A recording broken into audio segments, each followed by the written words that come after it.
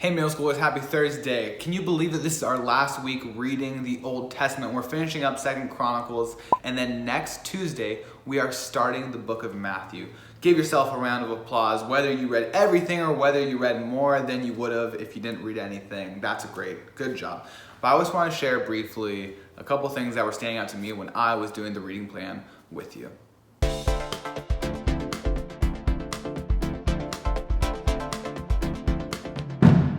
In 2 Chronicles 15, Asa has just become king. And the kingdom of Israel, it started going downhill a little bit, but Asa is starting to get him back on track. And a prophet is talking to Asa, and he's telling him about the character of God. And he says these words, and they stood out to me. Starting in verse 3, he says, "For a long time Israel was without the true God, and without a teaching priest, and without the law. But when in their distress they turned to the Lord, the God of Israel, and sought him, he was found by them." So he's talking about God's character. And he says that even though the people had abandoned God in their times of distress, when they turned back to the Lord, when they sought after him, they found him. God is a God who wants to be with his people. And the moment his people turn from their sin, he wants to be with them. But that word distress stuck out to me. In their times of distress, when they sought the Lord, they found him.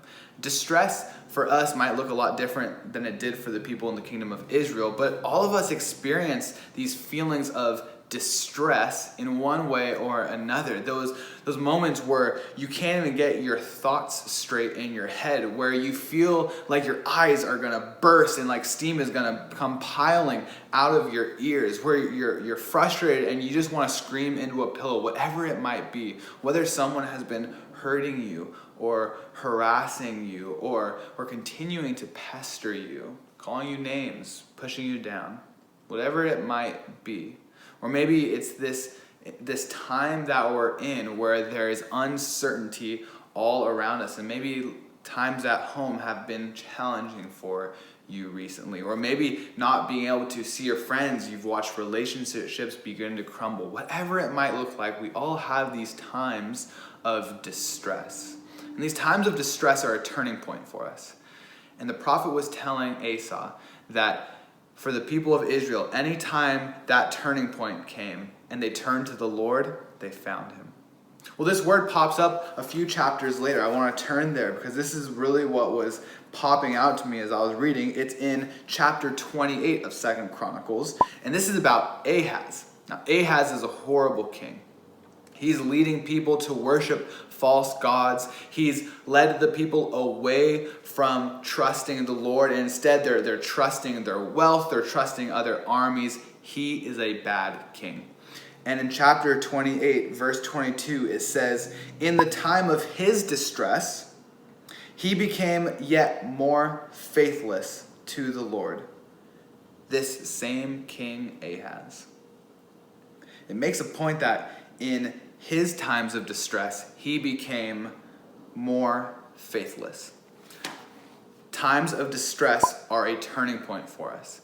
We either become more faithful or we become more faithless. It reveals what is inside us, but it also drives us one way or the other. You don't get to stand in the middle. It is a fork in the road. In these moments of distress, they either send us running into the arms of God, or they send us running away from him and chasing anything and everything else that we can find. And the sad part is I know that when I look inside myself, and I'm sure when you look inside of yourself, we're a lot more like Ahaz than we like to admit. When times of distress come, rather than running into the comfort in the arms of our God, we run away from him. See, the beauty, though, of the gospel of Jesus, who we are going to be reading about next week, the beauty of Jesus, the beauty of the gospel, is not that in our times of distress, we become more faithful and we run into his arms.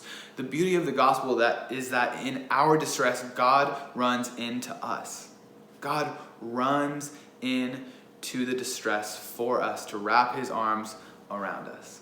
That is what Jesus is doing on the cross. Jesus is God himself stepping into the distress. and he is dying for our sins, and he is conquering them, so that in our distress, we're not alone. Now, that's one of the beautiful promises of the gospel. Without faith, though, in Jesus, that promise does not apply to us.